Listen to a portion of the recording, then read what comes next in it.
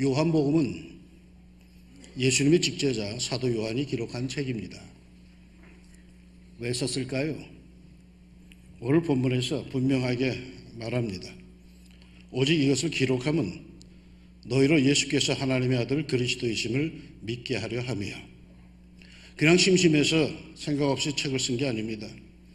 분명한 목적과 의도가 있습니다. 너희로 예수께서 하나님의 아들 그리스도이심을 믿게 하려 함이요. 그러면 어떻게 그 목적을 펼쳐갔을까요? 공관복음서 즉 마태복음, 마가복음, 누가복음은 예수님의 이야기를 있는 그대로의 그 말씀과 사건들로 서술해 나갔습니다.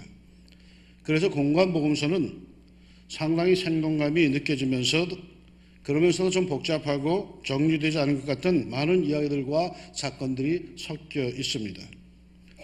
그러나 요한복음은 공관복음서보다 훨씬 뒤에 거의 한 세대 뒤에 가서 기록된 것으로 사도 요한이 아주 분명한 목적의식을 갖고 기록한 것이기에 공관복음서와는 조금 다른 분위기입니다. 그 분위기가 아주 차분하며 그러면서도 아주 심오하고 긴 설교가 많이 나옵니다. 예수님의 이적 이야기도 모든 이야기를 다 기록한 것이 아니라 그 많은 이야기 중에 엄선하여서 사도 요한의 기록 목적에 맞게 배치하였습니다. 퀴즈를 하나 내볼까요? 예수님이 베푸신 기적 중에 첫 번째 기적이 뭡니까? 그럼 성경을 처음에 읽었다는 사람들은 이렇게 대답을 합니다. 예수께서 이 첫 표적을 갈릴리 가나에서 행하여 그의 영광을 나타내심에 제자들이 그를 믿으니라. 이른바 가나 혼인잔치집에서 물로 포도주를 만든 사건이 예수님의 첫 이적이라고 기적이라고 이렇게 말을 합니다. 하지만 공관복음서에 보면은 그 이전에 이미 많은 예수님의 이적들이 나옵니다. 제자 베드로의 장모 열병을 고치신 사건, 깊은 데 가서 그물을 내려가서 허탕친 사람들로 하여금 수많은 물고기를 잡게 하는 사건, 많은 병자를 고치고 많은 귀신을 쫓아내는 사건 등등 참 많이 나옵니다. 그런데 왜 요한복음에서 가나 혼인잔치건을 예수님의 첫 표적이라고 기적이라고 하는 걸까요? 요한복음에서 즉 사도 요한이 엄선한 예수님의 기적 이야기 중에서 첫 번째라는 것입니다. 요한복음서에는요 총 7가지의 예수님의 기적 이야기가 나옵니다. 물로 포도주를 만든 이야기, 죽어가는 왕의 신하의 아들을 고치신 이야기, 베데스다 목가에서 38년 된 병자를 고치신 이야기, 오병이어의 역사, 물 위로 걸어가심, 선천성 시각 장애인을 고치심, 그리고 죽은 나사로를 다시 살리심. 그러기에 오늘 본문 바로 앞절에서 예수께서 제자들 앞에서 이 책에 기록되지 아니한 다른 표적도 많이 행하셨으나 합니다. 다른 많은 표적들, 많은 기적의 이야기들도 있지만 여기에서는 예수님이 하나님의 아들 그리스도이심을 너희로 믿게 하려고 몇 가지만 선별하여 기록했다라는 것입니다. 이러한 취지에서 사도 요한은 요한복음서에서 예수님의 말씀, 설교를 주로 길게 쓰고 있는데 그 형식이 좀 독특합니다. 이른바 나는 뭐뭐뭐이다, I am that 하는 이런 형식으로 말씀을 하고 있습니다. 나는 생명의 떡이다, I am the bread of life. 나는 세상의 빛이다, I am the light of the world. 나는 양의 문이다, I am the gate for the sheep. 나는 선한 목자다, I am the good shepherd. 나는 부활이요 생명이다, I am the resurrection and the life. 나는 길이요 진리요 생명이다, I am the way and the truth and the life. 나는 참 포도나무다, I am the true vine. 나는 뭐뭐이다, I am that 이라고 하는 이런 표현으로 7번을 요한복음에서는 선포하고 있습니다.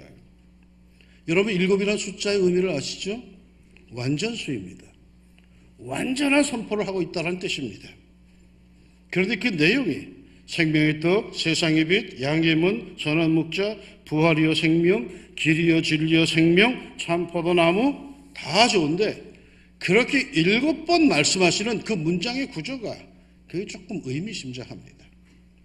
나는 뭐뭐뭐이다, 즉 I am that 이라고 말씀하시는 그 문장은 헬라 원어로 에고 에이미라고 하는 헬라어를 씁니다. 에고 에이미. 그런데 말이죠, 이 에고 에이미라고 하는 헬라어 문장을 히브리어로 번역을 하면은 여호와, 야훼가 됩니다. 그러니까 요한복음서에서 예수님은 7번을 에고 에이미 하시면서 아주 분명하게 당신이 여호와 하나님이 야훼 하나님이심을 스스로 밝히고 있는 것입니다. 그래서 요한복음에서는 예수님이 늘 사람들과 대화하거나 토론할 때에 끝에 가서는 항상 충돌을 합니다. 너희 조상 아브라함은 나이 때 볼 것을 즐거워하다가 보고 기뻐하였느니라. 그러자 유대인들이 이르되 내가 아직 50세도 못 되었는데 아브라함을 보았느냐? 관점이 다르기에 충돌합니다. 그들은 아직 예수님이 하나님이심을 알지도 믿지도 못하고 있는 거죠. 그래서 그런 이야기를 하는 예수님이 불충하다고 신성모독이라고 핍박을 하곤 했습니다.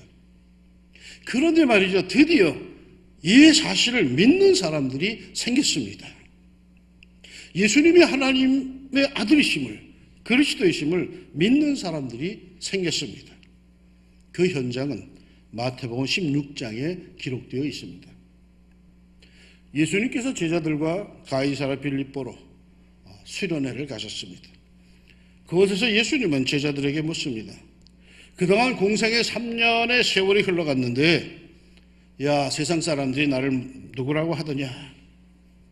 이에 제자들은 답합니다. 세례요한이라고 하던데요, 엘리야라고 합니다, 예레미야 같다고 합니다, 선지자 중에 하나라고 합니다. 각양각색이지만 분명한 것은 하나님의 사자이면 틀림이 없다는 겁니다. 하나님이 보낸 사람이면 틀림이 없다는 거예요. 그런데 예수님은 여기에 만족하지 않으시고 이번엔 제자들에게 물으십니다. 그러면 너희는 나를 누구라 하느냐? 이에 베드로가 대표격으로 나서면서 대답하죠. 주는 그리스도시요 살아계신 하나님의 아들이시리이다. 얼마나 기다려왔던 고백입니까? 그 자리에 있었던 이가 사도 요한입니다. 그 장면을 통해서 예수님께서 얼마나 그 고백을 기뻐하셨는지 사도 요한은 알았습니다. 마요나 시몬아, 내가 복이 있도다. 이를 내게 알게 한 이는 혈육이 아니요 하늘에 계신 내 아버지시니라. 예수님은 정말로 기뻐하셨습니다. 그게 얼마나 놀라웠던지 그 고백은 네가 스스로 안 것이 아니라 하늘에 계신 내 아버지께서 너에게 알려주셨구나 하시면서 감격하셨습니다. 이렇게까지 기뻐하신 예수님, 드디어 이 고백이 나오자 이제 그 믿음의 고백 위에 음부의 권세도 어찌할 수 없는 주님의 교회를 세우시겠다고, 천국의 열쇠까지 주겠다고 그렇게 기뻐하시며 축복하십니다. 내가 천국 열쇠를 네게 주리니 내가 땅에서 무엇이든지 매면 하늘에서도 매일 것이요 내가 땅에서 무엇이든지 풀면 하늘에서도 풀리리라. 자, 그러면 한번 생각해 봅시다. 그토록 기다리던 예수님을 향한 신앙적 고백이 드디어 나왔습니다. 오늘 사도 요한이 요한복음을 기록한 목적, 예수께서 그리스도시요 하나님의 아들임을 믿는 이들이 생겼습니다. 그래서 예수님도 만족하셨고 교회를 세우시겠다고 하셨습니다. 이제 사람들은 교회를 통하여서 예수님께 주목을 하게 될 것입니다. 예수님이 그리스도시요 살아계신 하나님의 아들임을 믿게 될 것입니다. 모든 인류의 주목이 예수님께로 쫙 쏠릴 것입니다. 그러면 이제 무슨 일만 남았습니까? 예수님의 메시아 즉위식, 그야말로 살아계신 하나님의 아들로 영광을 받는 대관식만 남은 셈 아닙니까? 무대 위로 올라가는 일만 남지 않았습니까? 그동안 그토록 고생하며 왔습니다. 그런데 이제 예수님이 그토록 원하시던 신앙 고백, 하나님의 아들로서의 고백, 그리스도 메시아로서의 고백이 드디어 나왔습니다. 비록 제자들의 입에서 나왔지만 장차 이 고백은 전 세계로 퍼져나갈 것입니다. 그 사명을 감당할 교회까지, 음부의 권세도 이기지 못하는 그야말로 천국의 열쇠를 가진 교회까지 세우시겠다고까지 했으니 이제 그 역사를 주도해 나가기만 하면 되는 겁니다. 세상 말로 이제 세상 고생 끝, 영광과 기쁨만이 남았습니다. 이제 모두가 주목하고 있으니 그 인기와 명예와 관심을 갖고 누리면 되는 거죠.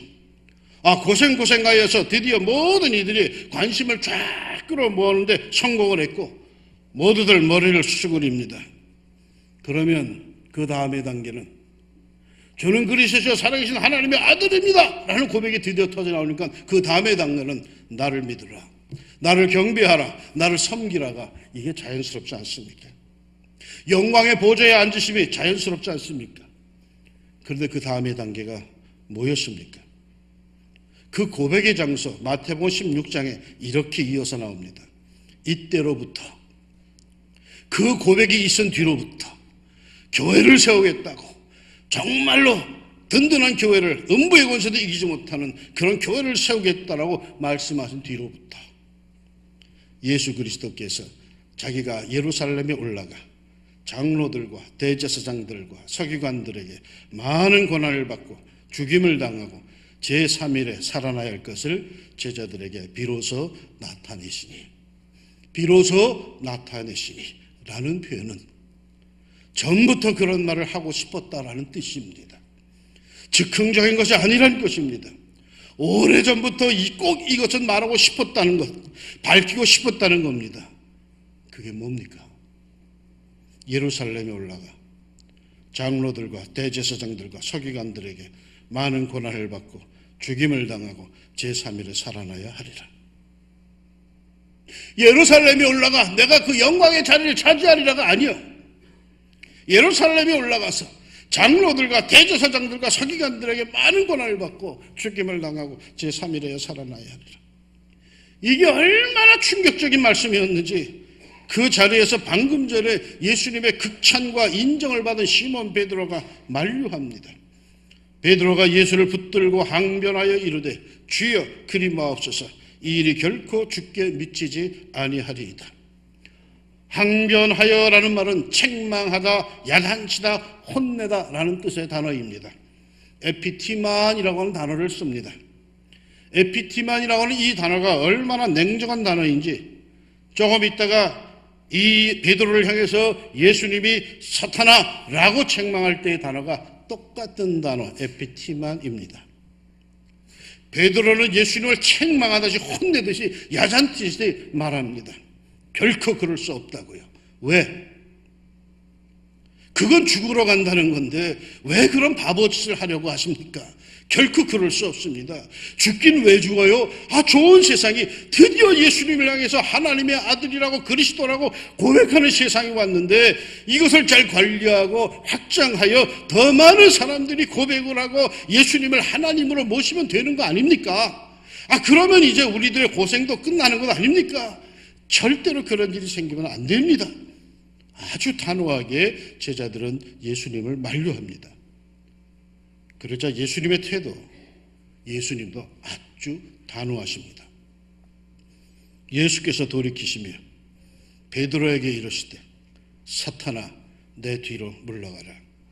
너는 나를 넘어지게 하는 자로다. 내가 하나님의 일을 생각하지 아니하고 도리어 사람의 일을 생각하는도다. 왜 그러셨을까요? 예수님이 그리스도시요 살아계신 하나님의 아들님이 고백되기 시작했는데 사람들이 드디어 그렇게 바라보기 시작했는데 우리의 상식으로는 이제 영광의 자리로 나아갈 차례인데 왜 예수님은 십자가를 지시겠다고 지가 스스로 나서시는 겁니까? 제자들이 만류함에도 그토록 사랑하시던 제자들을 향해서 야 이 사탄아 라고까지 하시면서 왜 예루살렘 입성을 고집하시는 겁니까? 그 길이 결코 살아서 돌아오지 못하는 길임을 잘 아시면서도 왜 그 길을 고집스럽게 나아가시겠다고 하시는 겁니까? 그 자리에 있었던 제자 사도 요한이 압니다. 그래서 요한은 이제 요한복음서를 기록한 두 번째 목적을 이어서 이렇게 밝히고 있습니다. 또 너희로 믿고 그 이름을 힘입어 생명을 얻게 하려 함이니라. 예수를 메시아로 하나님의 아들로 그리스도로 믿는 사람들을 살리기 위해서 생명을 얻게 하려고 그 십자가의 길로 나서십니다. 영광과 찬양을 받는 자리가 아닌 모욕과 수치스러운 길로 예수님은 나아가십니다. 그 모든 관심을 한 몸에 받더니 그야말로 스포트라이트를 쫙 받더니 무대에 올라가서 박수를 받는 게 아니라 그 침뱉음의 십자가로 내려가십니다. 왜? 나를 살리기 위해서. 침뱉음의 현장에서 자기 죄로 인해서 부끄러워서 어쩔 줄을 몰라 하는 늘 뒤로 물러나면서 어두운 데 숨어 사는 나를 위해서, 자기의 약점 때문에, 자기의 죄 때문에, 자기의 은밀함 때문에 얼굴도 못 들고 어둡게 사는 나를 위해서 주님의 그 현장으로 가십니다. 그리고는 그 영광스러운 찬사를 다 버리고 사람들로부터 욕설을 들으며 죄인의 괴수라고 모함을 당하며 처참하게 십자가에서 죽으셨습니다. 그리고는 정작 그렇게 죽어야 하는 나를 건지시고 하나님의 영광의 보좌에 나를 앉혀주셨습니다. 당신이 앉아야 할 그 의인의 자리에 나를 앉히고 당신은 십자가에서 엘리 엘리 라마 사박다니, 나의 하나님 나의 하나님 어찌하여 나를 버리십니까? 외치면서 죽으셨습니다.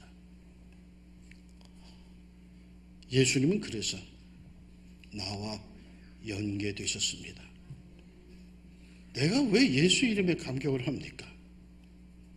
내가 왜 예수 이름에 꼼짝을 못합니까? 내가 왜 그 이름에 눈시울이 뜨거워집니까? 내가 당해야 할 모욕을, 내가 받아야 할 징벌을 그분이 대신 받아주셨기 때문에, 그가 나를 살리셨기 때문에, 평생 못 갚을 은혜를 주셨기 때문이죠. 그것도 무지렁이 인생이 나를 위해 그리 했다면 뭐 그러려니 하겠는데, 드디어 하나님의 아들로서 그리스도로서 이제 막 잘 나갈 그런 순간에 그런 메시아가 말이죠, 나를 살리기 위해서 내 죄를 대신 지시고 그 욕설의 죽음의 현장 십자가로 걸어가셨기 때문이죠. 그리고 말할 수 없는 고통을 당하셨기 때문이죠. 그가 찔림은 우리의 허물 때문이에요. 그가 상함은 우리의 죄악 때문이라. 그가 징계를 받음으로 우리는 평화를 누리고, 그가 채찍에 맞음으로 우리는 나음을 받았다. 우리 때문에, 나 때문에임을 성경은 아주 분명히 얘기해 줍니다. 그가 곤욕을 당하여 괴로울 때에도 그의 입을 열지 아니하였으며, 마치 도수장으로 끌려가는 어린 양과 털 깎는 자 앞에서 잠잠한 양같이 그의 입을 열지 아니하였도다. 그는 곤욕과 신문을 당하고 끌려갔으나 그 세대 중에 누가 생각하기를 그가 살아있는 자들의 땅에서 끊어짐은 마땅히 형벌받을 내 백성의 허물 때문이라 하였으리요. 그는 강포를 행하지 아니하였고 그의 입에 거짓이 없었으나 그의 무덤이 악인들과 함께 있었으며, 평생 갚아도 빚진 자 되요 주님의 빚진 자 되요, 주님 가신 길 택하였건만 눈물만 솟구치네. 죄인으로 생명을 얻게 하려고 그 죄책감, 그 죄의 저주에서 벗어나 밝고 맑게 살라고 하늘 생명을 우리에게 주시려고 하나님의 아들 그리스도가 이제 나 대신 죽음의 길, 십자가의 길로 예루살렘에 입성하십니다. 그게 종려 주일입니다. 뭣도 모르는 사람들은 환호하고 떠들지만 그건 우리를 살리려고 생명을 주려고 죽음의 길로 한 걸음 나아가는 십자가의 길입니다. 자신의 죄를 위한 죽음이 아닌 나를 위한 희생의 죽음, 그 길입니다. 그 주님 앞에 무슨 할 말이 있습니까? 내일부터 순환주간 그 십자가로 향하는 행진이 시작됩니다. 하나님의 아들이 나를 위해 나로 하여금 생명을 얻으라고 십자가의 길로 나서십니다.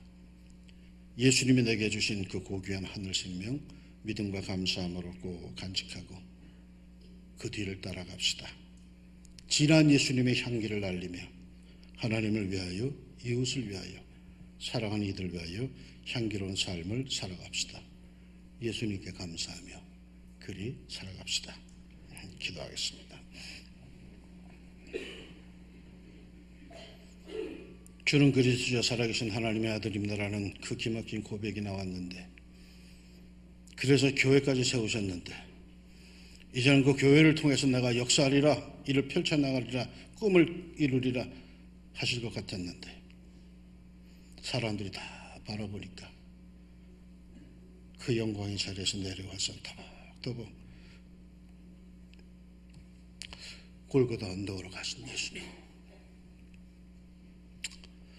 우리가 이제는 그 뒤를 따를 수 있게 해주시고, 주님이 그토록 우리를 사랑하셨고 그 영광의 보좌를 버리시고 우리를 위해서 십자가에 죽으신 그 의미와 그 사랑을 이제는 우리가 대신 또 이어갈 수 있게 하여 주옵소서. 내일부터 순환주간이 시작되는데 우리 한 주간의 삶이 그 예수님과 함께하는 귀한 시간들이 되게 하여 주시고, 우리도 우리의 욕심이 앞서지 않고 하나님의 뜻을 이룰 수 있는 용기가 우리에게도 있게 하여 주옵소서. 예수님 이름으로 기도합니다. 아멘.